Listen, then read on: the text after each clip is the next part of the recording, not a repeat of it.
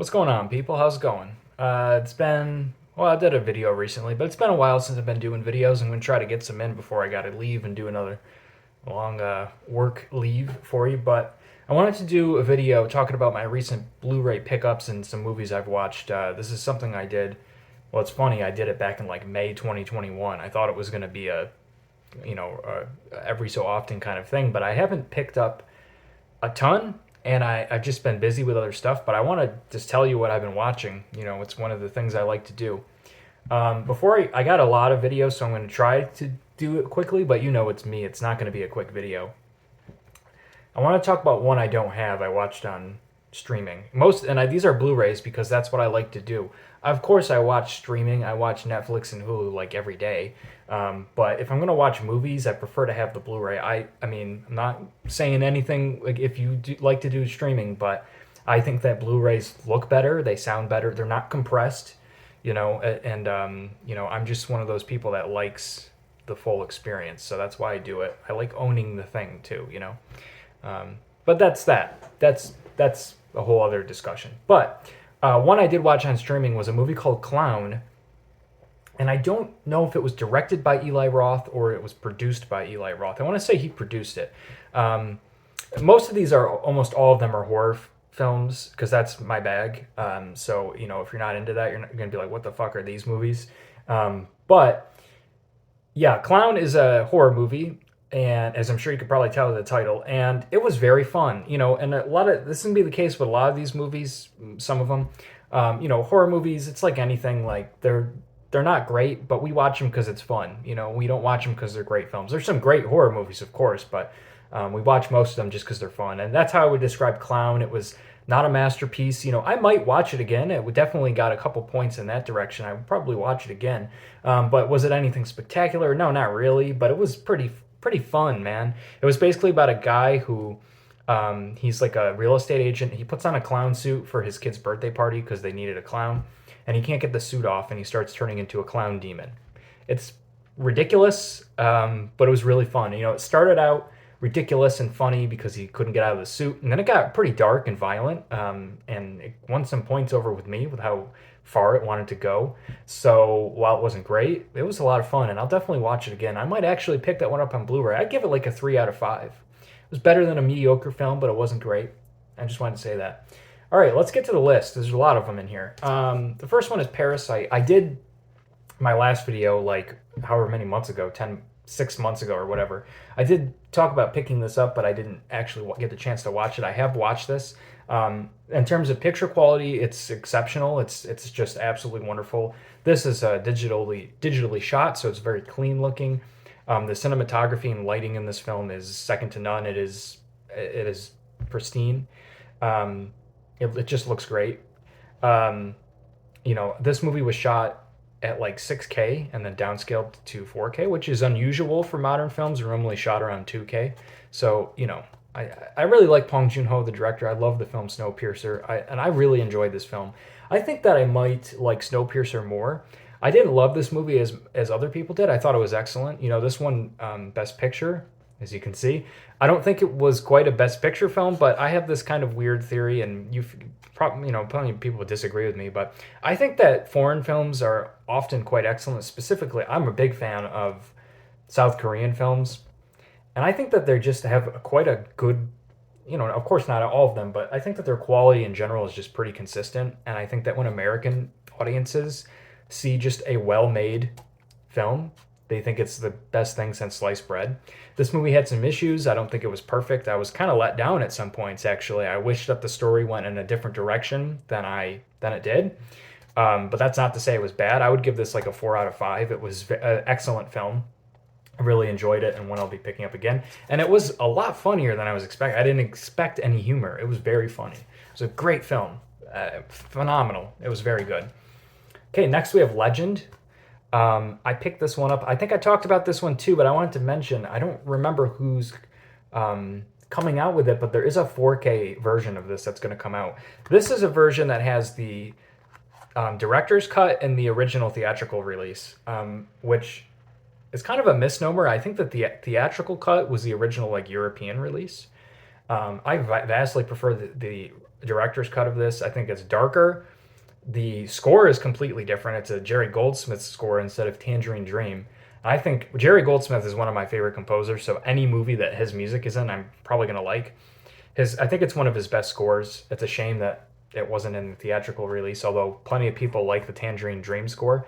I just think that the director's cut is way better, way, way, way better. Yeah, this looks great. I mean, this is just a Blu-ray, but damn, it looks good. It's beautiful. It's a beautiful film. It has some of the best set design I've ever seen in my life. Honestly, this film is a treat for the eyes, and it's a lot of fun. It's a great classic film. I love it. Unfortunately, that 4K release, it could have already come out. I'm not sure. I should have looked that up before this video, but it's only the theatrical release, which is what? I don't understand that. Maybe someday. Next one is Krampus. The Krampus is a great fun Christmas horror film. It's very goofy and campy and self-aware. This is a DVD. I know that I think an extended cut just came out on 4K by Scream Factory, and I'd loved to have that, but I got this. Funny enough, this was a gift. My work was doing Secret Santa, and of course, in my little sheet I wrote, I love horror movies, so my Secret Santa got me Krampus on DVD, which I thought was very thoughtful and really unexpected, cool gift. So I haven't watched it yet, but I mean, I've seen Krampus. It's a great film, but this is really cool that I have that. DVDs look good too, man. I'll tell you, I'm a big 4K snob, but I've watched some DVDs that look great, man. Especially on a good upscaled, player. Saw on 4K. This one came out, again, a while ago, but I haven't done a video in a while for you folks. I think that this looked great on 4K. This movie's very grainy. I like film grain. I think that film grain, in some instances, is like a character in the film. I know that sounds very film snobbish of me, but I really do think that film grain adds something to certain films. Sometimes it's overdone, but it's something missing from modern films, I feel. That's just my opinion. This movie's very grainy, though. This is a low-budget movie that was shot kind of on the fly. A lot of it's got a lot of history behind it. I don't like almost all the Saw movies. I don't like. They're not really my thing. This one's very different, though. If you haven't seen it, and I feel like almost everyone's seen Seesaw, and horror fans, of course, have seen this movie. But this one's very different than the other ones. It's still gory. It's still a bit tough to watch if you're not into this stuff. But it's more of like a psychological thriller kind of mystery almost than some of the just straight up torture porn of the other ones. So I've always really enjoyed just the first one. I do like the second movie, but I really love the first one. It looked great on 4K. It looked great, and there's not much more to say. It was just a great release. I think the cover, can't get the slipcover out. I mean, it's the same thing, but I thought this cover was awesome, man. Most of these, a lot of them have Dolby Atmos tracks. This one does.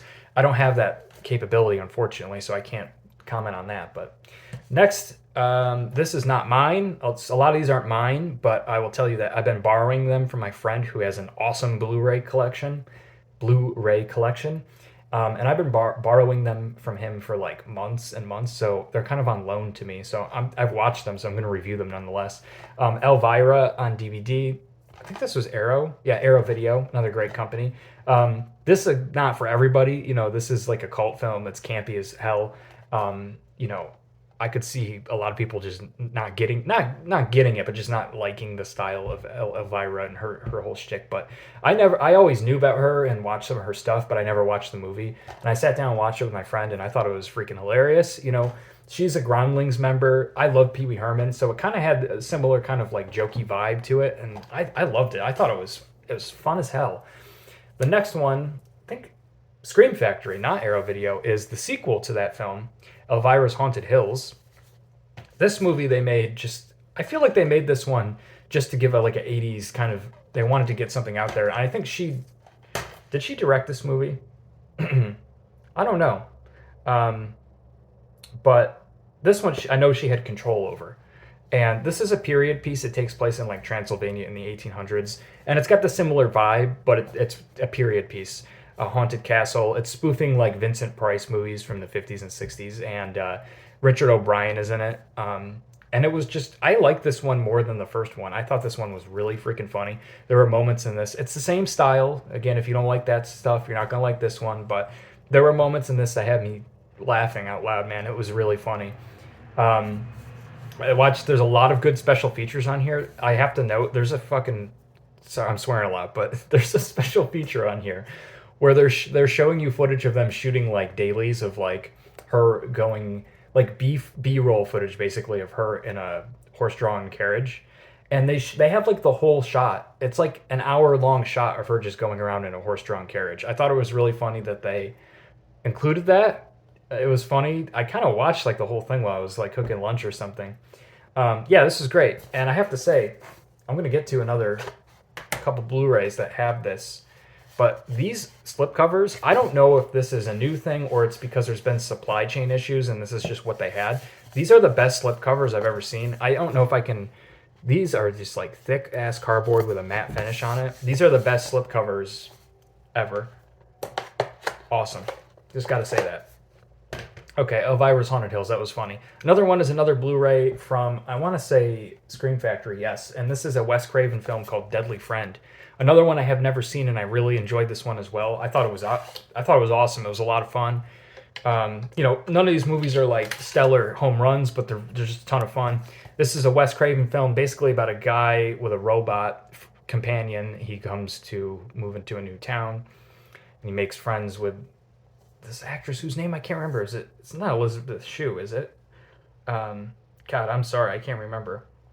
I have to know now. Christy Swanson from Buffy the Vampire. Sorry, I couldn't remember. I don't want to spoil the film, but it's kind of like a science fiction romance horror movie. It's a weird jumble of genres, but it's a lot of fun. This movie famously had a lot of edits made to it. Wes Craven wanted it to be more of like a love drama science fiction kind of film. Not overly serious, but have that vibe to it. And they wanted it to mirror, kind of piggybacking off the success of Nightmare on Elm Street. So they went and reshot a lot, including the ending, and they added like some kind of unnecessary dream sequences and violent slasher style kills. And it kind of, I don't think they have the original footage, unfortunately. That would be like a boutique dream to have the original cut of this, but it sticks out, and that's what makes this film not perfect, is you can see when all of those shots are put into the movie because it's so out of place. They're really funny and a lot of fun, like really, really over the top violent kills that are just insane, but it doesn't fit with the vibe of the movie. I wish that those original scenes were in here, but that's what you get. And that sucks for Wes Craven that they did that to him, but that's it. It was still a lot of fun. I liked it. Next is Phantom of the Opera, Robert Englund. This movie came out in 1989. Again, a movie piggybacking off the success of Nightmare on Elm Street, of course. It's basically Phantom of the Opera mixed with a slasher. You got Robert Englund with instead of wearing a plastic mask, he's got someone's skin sewed into his face, and I believe they had the same makeup artist as Friday the 13th. I keep saying Friday the 13th, Nightmare on Elm Street. So you got some great makeup effects, and it's one that's not amazing, but it's a lot of fun. There are some great kills in it, and I'll tell you that this movie was better than I thought it was going to be. I thought it was just going to be a fun little horror movie, and again, it's not amazing, but it was better than I thought. Being a period piece taking place in England, set design was great. The costumes were great. It just was a little bit better than I thought it was going to be. I suggest picking this one up. A funny story. This is still shrink wrapped. I didn't watch the Blu-ray. I watched it. I don't remember how we watched it, but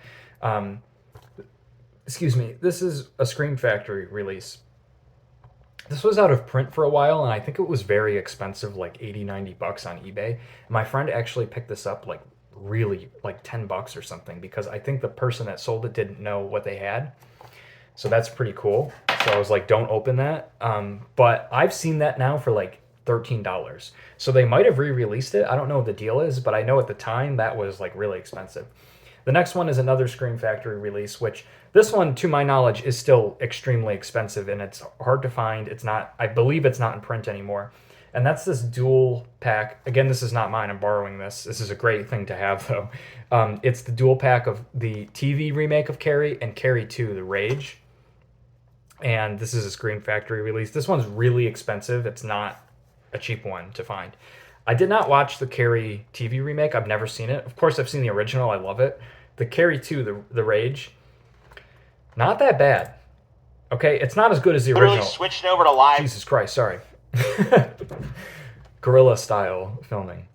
It's not as good as the original, of course, and I think that this is a movie where a lot of people are going to watch it and be like, that sucks. I could see that happening with a lot of people.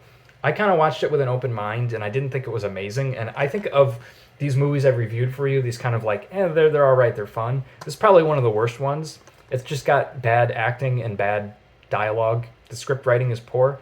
But for some reason, I still enjoyed it. It was like kind of like a fun, low-budget Carrie style movie, and I enjoyed it. You know, it wasn't great, but I liked it. So yeah, if you have a chance to watch Carrie 2: The Rage, and you're okay, you know, like you get it, you're okay with like low-budget horror movies and all that jazz, check it out. But this is a hard-to-find Blu-ray. Okay, next we have the Back to the Future trilogy on 4K on loaner, of course, from my buddy. I only watched the first one. I haven't watched 2 and 3. I love Back to the Future, man. I mean, I love Back to the Future. My favorite is the third movie, but I love all of them. The first movie was phenomenal. The Blu-ray, the 4K transfer was very good. It was surprisingly good. I was very impressed with it. I thought the HDR was excellent.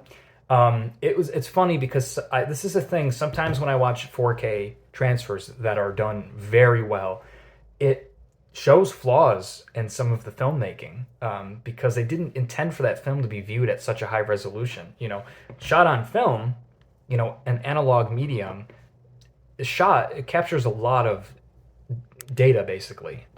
You know, that the resolution is there. Film shoots at a very high resolution, so that detail is there. They just didn't have a way to show it. You know, back in the 80s or in the 90s, there was no 4K Blu-rays and OLED TVs and all that stuff.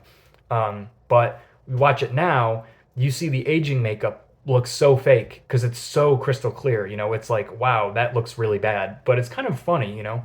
But excellent. And this is a movie I want to say going forward, HDR, you've probably heard this if you haven't, like if you get into Blu-ray, the whole scene.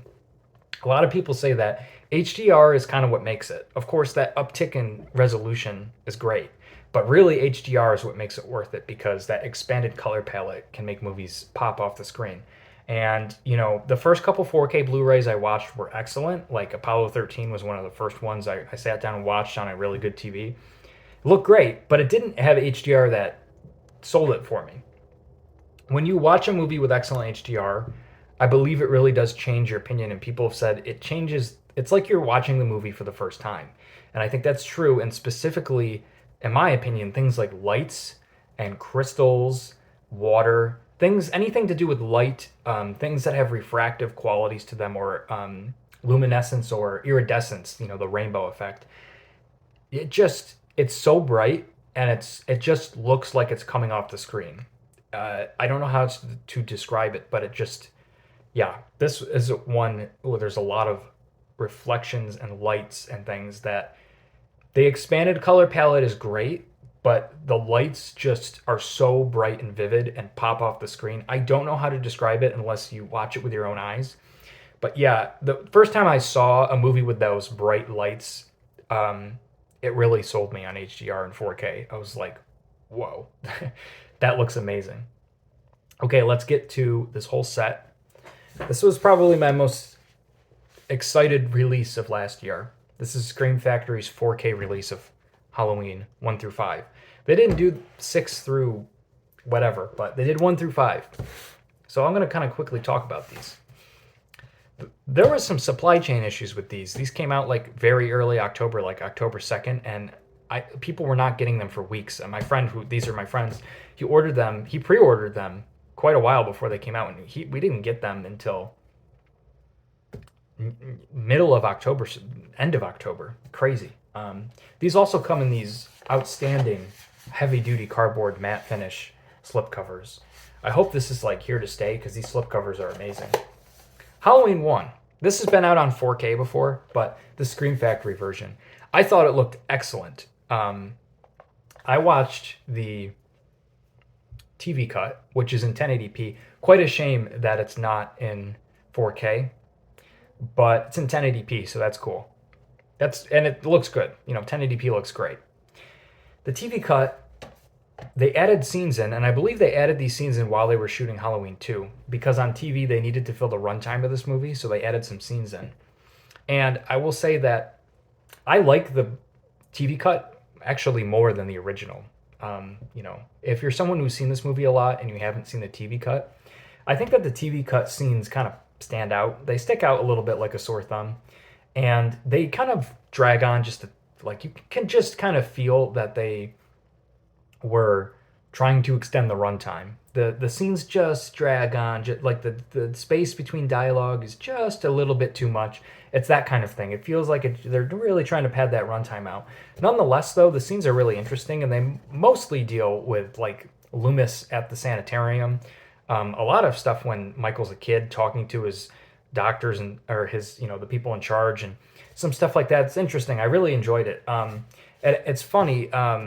The TV cut version has a scene that links Michael as being Laurie's brother. In this original Halloween movie, he was just a random psychopath. It was the second film where they made that connection. So it's really interesting, depending on which cut you watch, he's Laurie's brother, and one cut he's not. It was interesting. Great. The special features are great. On all of these Halloween movies, the special features are great. I don't think that not all of them blew me away. Sometimes we would watch, me and my friend, we watched all these over the course of October. And some of them I'm like, oh, that's it? I thought there would be more special features. So that it wasn't as extreme as I was expecting with this big anticipated release.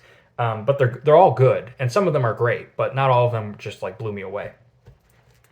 Halloween 2, I don't know why we didn't watch this one, so I can't talk about that. I like Halloween 2, though. Okay, Halloween 3, Season of the Witch. Some people didn't like these covers, and I can kind of get that because they all look samey. But I think they're good. They're cool. I love this movie. I don't think anymore. I think that years past it was kind of a sleeper hit, kind of like a cult film. I think that more and more as years go by, people are waking up to this movie and starting to like it. But I've always loved this movie. First time I watched it, I'm like, "Where's Michael? Where's Michael?" Oh, okay. And then I enjoyed it. It's a cool, fun Halloween movie. Michael's not in it, of course. This doesn't have anything to do with the other Halloween movies, but I love this movie. I do, because it has the dread factor, which is something that's my favorite. I don't know how to describe it. Dread feeling in movies where you're like, the characters are helpless and they're running around. It's like they're in a nightmare. No one can help them. They're just on their own. Everything keeps going wrong for them. They just feel totally helpless. That's the feeling I get from this movie. I love that feeling in movies. I get that feeling in Suspiria a lot too. That's a feeling I just don't feel a lot in modern horror movies at all. I get some tension, but I don't get dread. This movie has that in spades for me. Great score.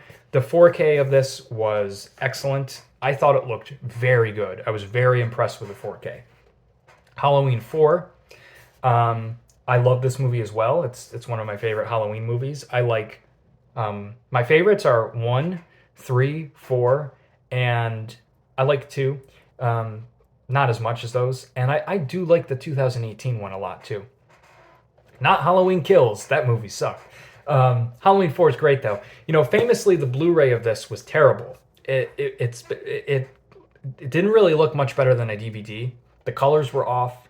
It was very almost blurry, like shot with a soft focus kind of deal. Not good. This is a definite improvement. I don't think that this looked as good as 3 or 1. I think it looked maybe like marginally better than a Blu-ray. There were some scenes where it definitely looked like a 4K film. You could tell. But then there were scenes where it just looked like a Blu-ray. So I wasn't amazingly impressed with this.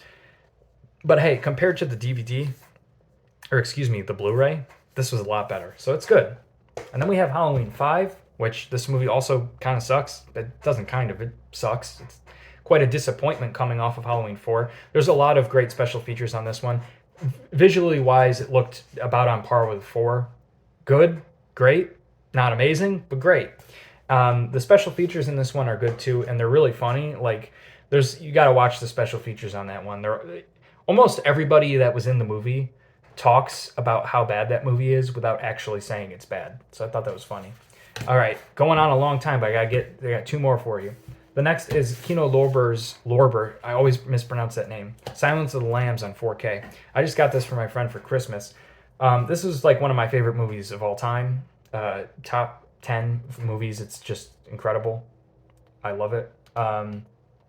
This 4K is great. I wouldn't say that this is the creme de la creme of 4K releases, because I thought it looked great, but it didn't look amazing. And some other people that reviewed this that have seen the Blu-ray, specifically talking about the Criterion release, said that it doesn't look much better than that. And I could kind of see where that's true because it didn't like blow me away, but I don't want you to think it looks bad. It looks very good. I just love this movie. It's great. I prefer the Criterion cover. This one, to me, always, this original cover screams like, this is a horror movie, which it's really not. I mean, it's scary, but it's more of like a genre-bending movie of horror, thriller, crime drama. But I love that movie. It looked good. The only thing about that I could criticize is the first 10 minutes of the movie, when like Clarice is in like the woods and everything, had this weird bluish greenish tint going on.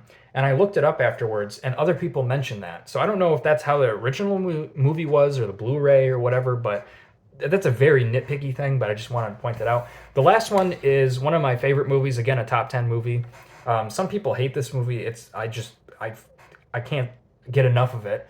And I think this is one of the best 4Ks I've ever seen, not joking, and that's Hook. Classic movie. Some people don't like it. I love it. I'm not joking around here. This 4K knocked my socks off. And why? Because of the HDR. The sheen, the lights, I couldn't believe what I was seeing. So when you get to Neverland, now this movie looked great. It was clear. It was great. The amount of film grain was great. It's a little bit of a soft image when you get to Neverland, but I honestly think that was intentional. I think they wanted to give a dreamlike quality. I don't think this is a movie that's ever going to be like crystal clear. But the HDR in this movie is like some of the best I've ever seen because of the lights. Hook, when there's sparks, when the swords hit and there's sparks, the water, crystals. I mean, it's like, oh my God. It's like what I talked about Back to the Future and stuff. The lights pop off the screen like you've never seen before if you haven't seen good HDR. There's a scene earlier in the movie when they go to that banquet hall with Granny Wendy, and there's like 50 lights in the room on the tables, and the lights just like are like coming off the screen. I mean, I can't say enough good things about this 4K. This is if not the best HDR I've ever seen. It was like my eyes were just in heaven the whole time I was watching this. I couldn't freaking believe how good it looked. There are better ones, but this is like one of the best. If you like Hook and you have 4K capabilities and you don't own this, I highly, highly suggest you pick this up. It is one of the best 4K releases I've ever seen. Very long video, but that's a lot of shit to get through for you folks. It's been a long time. I'll keep you updated if I get more stuff. I'm sure I will. As always, I do YouTube because I like talking to you folks. So if you've seen any good movies lately, let me know. It doesn't have to be horror, although that's my bag. Any good movies you've seen, let me know. I always like to hear suggestions. I always find good stuff to watch from people. You picked up any movies, let me know. I hope you have a great day. Yeah, and let me know what your favorite movie is. I'm curious what all your favorite movies are. All right, so have a good one. See you later.